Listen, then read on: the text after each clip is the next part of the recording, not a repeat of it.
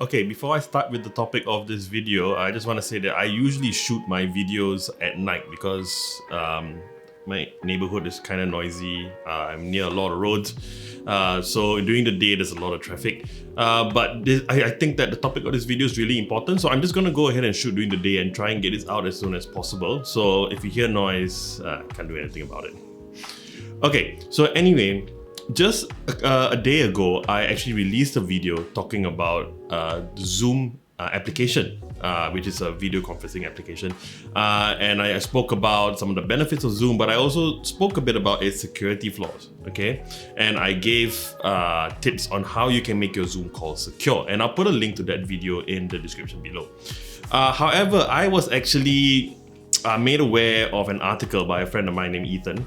I read the article and I was actually quite shocked. So now apparently about 500,000 Zoom accounts, all right, are actually being sold on the dark web right now, okay, which is very worrying. But if you're wondering whether this means that the Zoom servers or whatever have been compromised, apparently not exactly. So how these accounts were actually gathered was from a method called credential stuffing, and I'm not going to go too much into that, but basically what they do is that they get data from other breaches of other services, okay, and then they use an application to try and log into Zoom using those old accounts, and it turns out about 500,000 of them actually work. Now, how does this work? Well, basically because a lot of people use one password for multiple services. So for example, if you use it for Google or Dropbox or whatever, and then you use the same password and the same email account in Zoom, there you go, it's going to work as well. Okay, now this, of course, it doesn't mean that your particular one has been compromised. It's about 500,000, which is a very small percentage of Zoom users right now. But yeah, so this is something that I really wanted to make aware of. So the question now is, how do you prevent yourself from being one of those? Now, it's already happened. So if your account has been compromised, well, yeah, it's happened. So what you should do right now is change the password of your Zoom account. All right.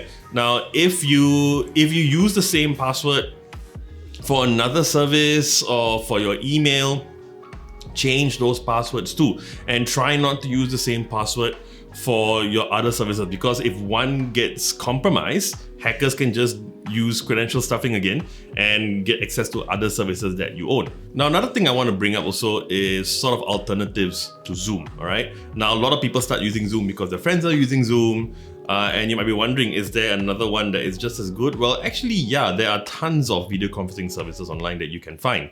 However, a lot of them are paid, so I'm not going to go through the paid ones because, I mean, let's face it, this lockdown or circuit breaker, whatever you want to call it, is temporary. So I'm not going to advocate paying money for something that's temporary, at least for the short term. But if you want to, go ahead. But I'm going to talk about the free ones right now. And I think the two best right now, number one, obviously, is Skype. Okay, Skype does have its limitations as well. You don't have as many people on the screen as you do with Zoom. I think with Skype, it's like 5 cameras at the time, but I mean, it still works, okay? And the other thing is that you don't have that virtual background thing that is really fun with Zoom. But yeah, but it is still a very good application to use. And of course, all calls are encrypted as well. And the other one right now is Discord. Now, a lot of people use Discord for gaming. So they use it as a communication application for people who are playing games online with each other.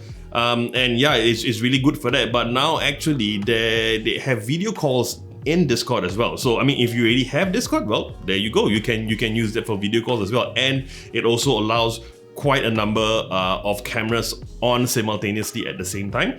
However, I also don't think they have the virtual background, but I mean, I don't know, that's not really important right now. Okay, so I've made 2 videos about Zoom. Now, I'm not actually bashing Zoom or saying that they're horrible.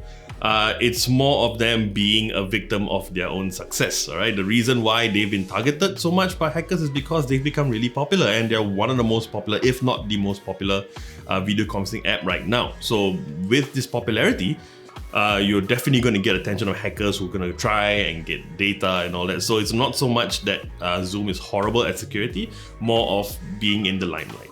Okay, so if you like this video, you know what to do, and I would love it if you would subscribe to our channel and hit the bell icon to receive notifications on our next video. I'm JP, and remember guys, stay at home.